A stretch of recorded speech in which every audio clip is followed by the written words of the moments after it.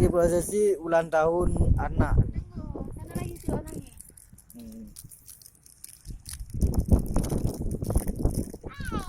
Ulang tahun anak yang keempat.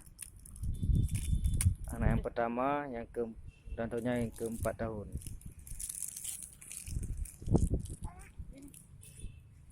Ini ya. Bakar lilin. Ya, bakar lilin.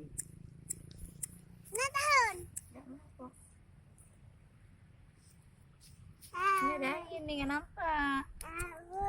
Selamat. Ini ada angin. Tahan dari sini. Dari sini duduk.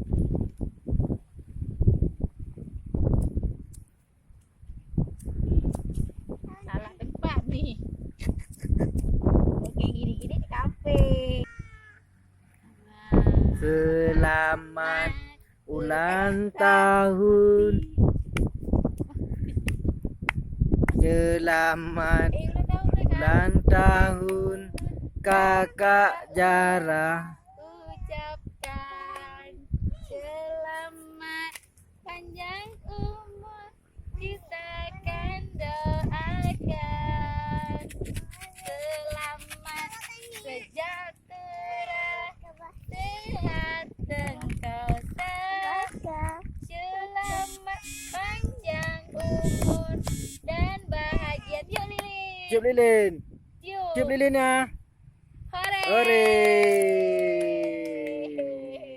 Potong kue. Potong kue. Potong kue. Suap.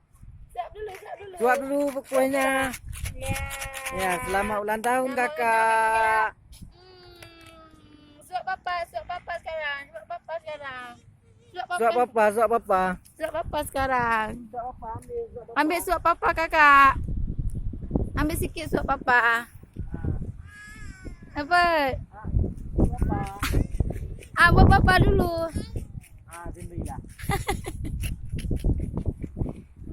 Dah. Dah. Dah comel. Cara ulang tahunnya.